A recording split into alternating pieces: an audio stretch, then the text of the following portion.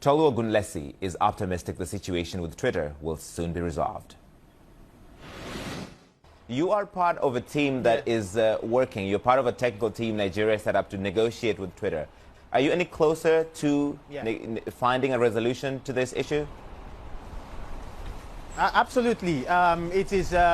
We are indeed very close to a resolution. And one thing I must say is, you typically want, the media seems sort of to often want to paint a picture of some sort of adversarial negotiation or a contest of sorts. But it's been a very amicable, very peaceful, very amicable and positive conversation. I think both sides have benefited from listening to each other and sharing their views. And I think we're indeed very close. Again, in the Independence Day speech of the president on the 1st of October, I mean, he did actually say that he's approved the lifting of the ban, of the suspension.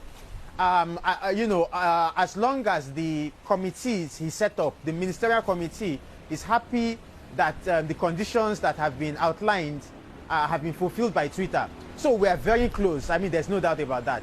So you can't say it's not adversarial when you have banned a social network for 4 months and counting. When President Buhari, in that Independence Day you speak about, gave conditions that will not be fulfilled tomorrow. These are conditions that will take time to incorporate in Nigeria, to pay taxes, and all those to be under Nigerian law. These will not happen next week.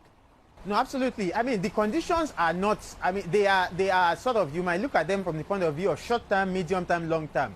But so, in the example with taxation, the condition is not that you must start paying taxes. The condition is that you must commit or commit to having a conversation, with the tax authorities about paying taxes. So it's not, it's not an insistence on paying taxes starting today. It's more the condition is about a commitment. It's about commitments. It's about timelines. So the commitments and timelines are very important to the conversation. Yeah. Let's go back to the beginning. Was Twitter suspended in Nigeria because it deleted a tweet by President Buhari? So it was. The context is a lot bigger than that. But of course, from a media point of view, you find that usually, and this is not just in Nigeria, there's often an event or something that happens that kind of triggers something else. But the context so the trigger for tends to be a larger one. Tolu, the trigger for the suspension was because Twitter deleted a tweet by President Buhari which violated its terms of service. Well, so that's very debatable. I do not that tweet was not. I do not believe that tweet violated the terms of service of Twitter, and it's of course it leads us to the question of how does local content and local context. How is in Twitter fact, you bring up context, which is important, because as a Nigerian and anybody who's followed the context understands that when you talk about people who misbehave will be treated in the language they understand, that is an incitement to violence in their plain meaning. That's why Twitter took down that tweet, because it is seen as inciting people to violence.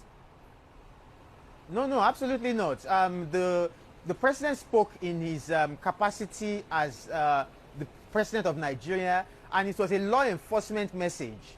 It is a law. I believe it's perfectly valid for the president of Nigeria to speak and to say that people who are, and there was that's why I talk about context. It was contextual. It was specific. It was not a message to law-abiding Nigerians. It was a message to people who have chosen to inflict violence on other Nigerians. Don't you think it's a contradiction for President Buhari to be reaching out to big tech, meeting with Mark Zuckerberg like he did in 2016, trying to make Nigeria an attractive destination for tech investment, and at the same time banning a company at the first sign of doing something that he does not like?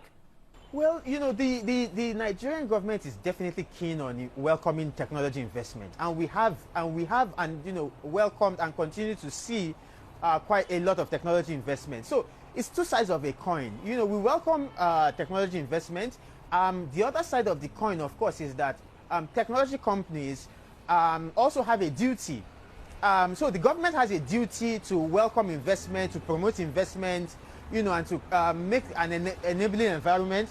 But tech companies as well also have a duty to ensure that their platforms are not used in ways that undermine democracy undermine peace, undermine security, undermine law enforcement. I think that there's a place in which you can have these two ideals coexist side by side, and one does not necessarily need to overshadow or obscure the other. So somebody who tweets mostly President Buhari's praises, do you support the Twitter ban? Well, so I'm not, the government of Nigeria has made a decision, like all governments are expected to. That's not a yes, sir. That's not a yes. For me, it's not. Do you support the Twitter ban?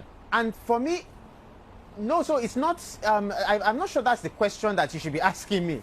I think it's a win-win actually for Twitter and the government of Nigeria. That's certainly the view I get out of the from the negotiations. That's a win-win for both parties. I'm happy about that. All right, Tolu, I have to leave it there. I'm not sure it's a win-win when a lot of people just go use virtual private networks and bypass the ban. So I'm not sure how much of a win-win that is, but we're going to have to leave it there. Tolu Gunlesi, Special Assistant to the President of Nigeria on Digital and New Media. Thank you for your time, sir. Thank you.